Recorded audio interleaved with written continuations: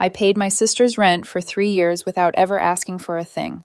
But when I was in the hospital, she didn't come when I asked for help. She was grilling steaks in the backyard with our parents. No one arrived.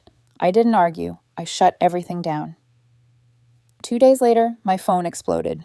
I used to think I was a generous person, the kind of person you could count on when things got bad, the kind of person who wouldn't hesitate to wire money at 2 a.m. if you were in trouble.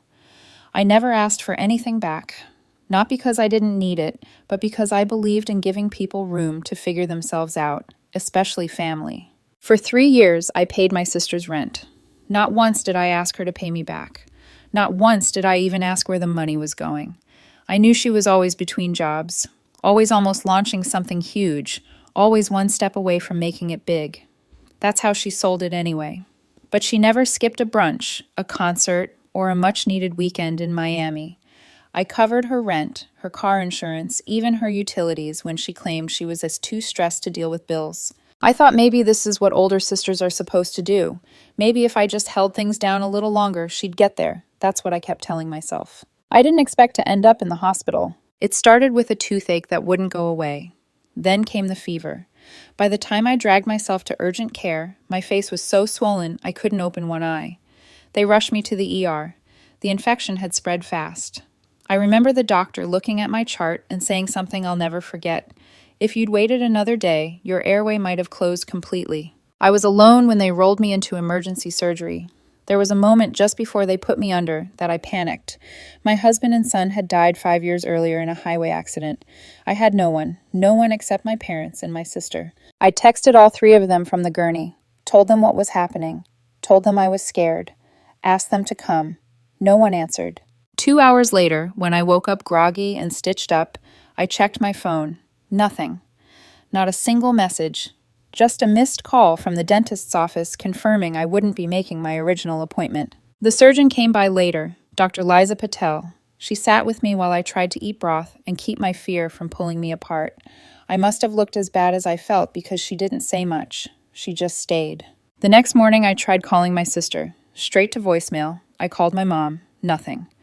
I texted one more time. This time, I didn't ask. I begged. Please come. I'm alone. I need someone. 2 hours later, my phone buzzed. A photo from my sister. Her grinning, holding a margarita in the backyard. A grill smoking behind her. Our dad turning steaks. My mom in sunglasses. No caption. No response to my texts. Just that. I stared at the photo for a long time. Then I turned off my phone. I didn't cry. I didn't yell. I didn't do anything.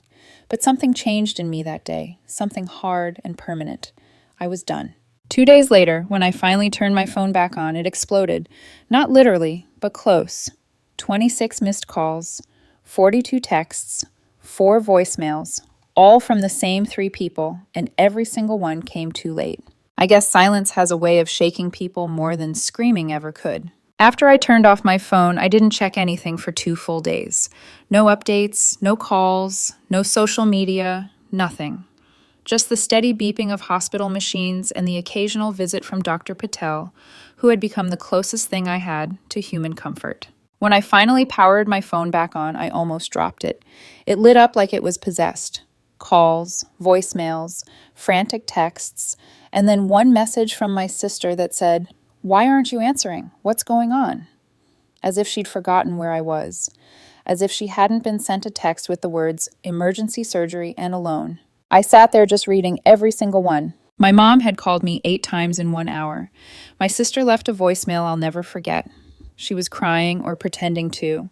Said she felt so bad and didn't realize how serious it was. Claimed she was about to come when she saw my last text, but didn't want to ruin dinner. My father, who rarely texted at all, wrote only, "You could have told us it was life-threatening. You should have made that clearer."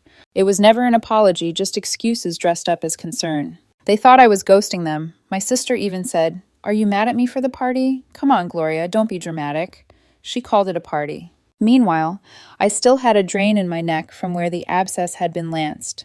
I was on 4 antibiotics strong enough to blur my vision.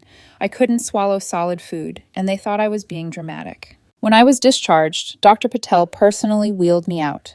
She said her shift was over and she'd rather drive me home than let me Uber alone. She asked if I had someone coming. I lied and said yes. She didn't buy it. On the ride home, I told her the truth about my family, about my sister, about everything I'd given her over the years. I don't know why I told her. Maybe because she was the only one who actually showed up. She pulled up to my place, helped me inside, and then asked if I had food. I didn't. She left and came back 20 minutes later with soup and crackers. Then she sat down at my kitchen table like we'd known each other for years and asked me one question. Why do you still give them so much? I couldn't answer. That night, I lay in bed and listened to the silence. I realized I didn't miss them. I missed who I thought they were. I missed the fantasy version of a sister who'd show up when it mattered, of parents who wouldn't blame me for not making things clearer. By the next morning, I'd made a decision. No more money, no more rent payments, no more rescues. If they wanted to treat me like I was disposable, I'd show them what disappearing really looked like. I opened my banking app and canceled the automatic transfer that had been paying my sister's rent. She didn't know it yet, but her free ride was about to hit a wall. The first rent payment she missed wasn't a shock to her, at least not publicly. I got a text on the 5th of the month that just said, "Hey, did something happen with the transfer?" I didn't respond. 2 days later, "I'm getting late notices. Can you check your bank?" Still nothing from me. Then came the call. I watched it ring, let it go to voicemail, then another, this time from my mom, then my dad. I knew exactly what was happening. For the first time in 3 years, my sister had to look at a bill and realize it wasn't going to magically disappear. I waited for the voicemail. It came around 9 p.m., and this one wasn't calm. She was furious. Said she relied on that money. Said it was unfair to cut her off without warning. She accused me of abandoning her in the middle of her grind phase, like she was some aspiring mogul instead of a grown woman who hadn't held a job longer than 6 months. I still didn't respond. By mid-month, she was posting cryptic things on social media, memes about fake family, passive-aggressive quotes about leveling up without help. Those god-awful boss babe captions under mirror selfies and outfits I probably paid for. I knew what was coming next before it happened. She tried to guilt me publicly, left a comment under one of my photos, an old picture of my son that said, "Wish people remembered how to care about others like they used to." She was trying to draw blood. I blocked her. That's when it escalated. My mom called, livid, said my sister was having a breakdown and didn't deserve to be treated like garbage. My dad left me a voicemail that said, "This isn't the way we raised you. Family is everything." Funny, because I remembered being in a hospital bed with a tube in my throat, completely alone. I remembered how much everything hurt then. Dr. Patel still checked in every few days, sometimes by text. Sometimes she'd swing by with groceries on her way somewhere, even if she clearly wasn't. One night she brought over her dog, just showed up at my door, and said he likes to visit people who've been through hell. We sat on the floor eating cheap ice cream. I laughed for the first time in weeks. Meanwhile, my sister's world started unraveling. Her lease ended, and she couldn't afford to renew it. She couch surfed for a while, then moved into a basement apartment with someone she called a friend, but who apparently charged her rent by the week. She got a job at a cafe, working double shifts and hating every minute. I found out because she posted a selfie in the back room with the caption, "This is what y'all wanted, right?" I didn't comment. I just saved it. I wasn't looking for revenge. Not yet. But I wasn't about to look away either, because I had a feeling this wasn't the bottom yet. Not for her. By the time my sister hit month 3 without my help, her messages shifted tone. The fury was gone. Now it was desperation disguised as humility. "Hey, I know things got weird. I'm just trying to make it right." Then, a few days later, "I'm applying for something big. Could really use help just this once. I'll pay you back, I promise." I didn't reply. Not because I was trying to punish her, but because I had nothing left to give. Not after everything. And the truth was, I didn't believe a word she said anymore. But the surprise I wasn't expecting came from Dr. Patel. It started with a short conversation in my kitchen. I'd mentioned I'd been looking for work again, something remote and flexible. Recovering had wiped out my savings, and the last thing I wanted was to get tangled up in some soul-sucking job with office birthdays and fake smiles. She said, "I might know someone." I assumed she meant a friend, maybe a small clinic or an admin role. What I didn't know was that she had just launched her own private surgical consulting group. It was new, small, but already making waves in the regional hospital network. She offered me a position directly, said I could work remotely, part-time, good pay. She'd teach me everything I needed. I didn't even know what to say. And then she said something that caught me completely off guard. You're not just someone I helped, Gloria, you're someone I trust. I wouldn't offer this if I didn't think you were worth it. For a long time, I'd been invisible. Useful, but invisible to my family. I was a resource, a credit card with a name. But in that moment, sitting across from a woman who had literally held my life in her hands, I finally felt seen. That same week, my sister sent another text. This time, she asked for something I never thought she'd stoop to. She wanted me to co-sign a loan. She said it was for a business idea, said I was the only one with good enough credit to make it happen. I stared at that message for a long time. And then I did something I never imagined. I typed out a single sentence and hit send. You'll need to ask someone else. I'm not your safety net anymore. 3 minutes later, my mom called. And when I didn't answer, she left a voicemail that made something inside me go still. Your sister's crying. She's at our house. She says you're turning your back on her during the hardest time of her life. After everything you've done to help her, now you abandon her. What kind of person does that? That was the moment I realized something truly awful. They didn't care that I almost died. They didn't care that I'd spent years paying her way. All they cared about was the collapse, the inconvenience of watching their golden child fall apart. And they were angry at me for stepping out of the way. But I wasn't angry. I was done. I didn't respond to my mother's voicemail. I didn't call back. I didn't text, not even to defend myself. By then, I had already moved on in my head. My body was still recovering, but mentally, I'd stopped being the version of myself who bent backward to keep the family from unraveling. I had stitched myself back together with silence, and it was holding. Then came the group text. My mom added me to a thread with her, my dad, and my sister. No greeting, no warning, just straight into it. This has gone on long enough. We need to talk like adults. I didn't respond. My sister jumped in with something that would have wrecked me a few months earlier. I can't believe you'd do this to me after everything I've been through. I'm working 16 hours a day and still barely making rent. You just left me to drown. That's not what family does. And then my dad, the one who rarely said much. Gloria, we didn't raise you to be this cruel. That one hit differently because it was the first time I realized they'd never actually seen me. Not for who I was, only for what I gave. And the second I stopped giving, I was suddenly cruel.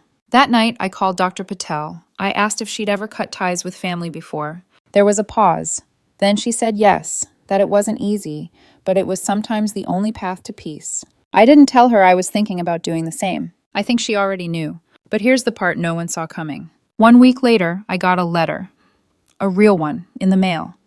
No return address, but I recognized the handwriting immediately. It was from my sister. 4 pages, front and back. It wasn't an apology, it was a list. Every time she thought I made her feel small. Every time she sensed judgment when I helped her. Every time I didn't pick up her calls fast enough.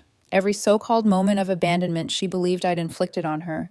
And then the line that really sealed it. You act like you're better than me just because you suffered more. That sentence knocked the air out of my lungs. Because I never wore my grief like a badge. I never used my husband's death or losing my son as leverage. I never brought it up to win arguments or justify anything. I just kept moving because there was no other option. But to her, my loss wasn't pain. It was currency. I folded the letter, put it back in the envelope, and slid it into the drawer next to the rest of the unpaid bills she used to send me. Then I blocked her number. I blocked my parents too. I changed my email. I gave Dr. Patel my new number and told her she was the only one I wanted to have it. And just like that, I disappeared from their world. No warning, no dramatic goodbye, just silence. Life didn't fall apart after I walked away. That was my biggest fear. I thought that if I cut off my family, something inside me would unravel, that I'd regret it, that I'd miss them, that I'd come crawling back. None of that happened. The silence that followed wasn't cold or painful. It was quiet, like a door finally closed behind me after years of screaming through the crack, hoping someone on the other side would listen. They never did. And when I stopped trying, I realized I'd never been the one making the noise. At first, I kept expecting something, a forwarded email, a birthday card from my mother like she used to send, with fake, cheerful stickers and no real words. A voicemail from my dad, saying he didn't want to pick sides, but I should be the bigger person. But it never came. No one came. And weirdly, it felt good. Not in a bitter way, in a clean, quiet way. Like finally getting the cast off your leg after months of hobbling. You realize you're still sore, still stiff, but you can move. And it's your own weight you're carrying now, no one else's. Dr. Patel, Liza by then, became the closest thing I had to family. It happened slowly. She introduced me to her people. They welcomed me without asking about my past. They didn't want explanations. They didn't expect anything from me except my presence. One evening, a few of us sat on her porch, passing around wine and laughing over a story someone told about burning toast so badly the fire alarm called the fire department. Someone nudged me and said jokingly, "You're too quiet. You're the smart one, huh?" I laughed, really laughed. And that's when it hit me. I wasn't surviving anymore. I was living again. I was becoming someone I hadn't seen in a long time, someone full, whole, not trying to fix everyone else. But the final surprise came months later. Another letter, handwritten, thick envelope. I almost didn't open it. It was from my sister. It wasn't an apology, it was a confession. She wrote that she didn't realize how much I had been doing for her until she had to do everything alone, that she resented me not because I hurt her, but because I stopped allowing her to hurt me. She said she didn't expect forgiveness. She just wanted me to know she finally understood. And then she wrote the one thing I never thought she would. "I don't think I deserve to be your sister anymore." I read that sentence twice, then a third time. And you know what? She was right. I didn't write back. I didn't need to. It wasn't about punishing her. It wasn't about revenge. It was about finally understanding that I could love someone once, deeply, fully, and still walk away when they showed me who they were. I moved a few months after that. Different city, new apartment. My job with Liza's company had grown. I was working full-time now, managing a team. I had dinners to go to, a weekly hike with someone who used to be just a coworker, but was slowly becoming more than that. And one night, sitting on my own couch under a soft blanket, with no one demanding anything from me, I smiled. For the first time in years, I wasn't carrying anyone. I was just me, and it was enough.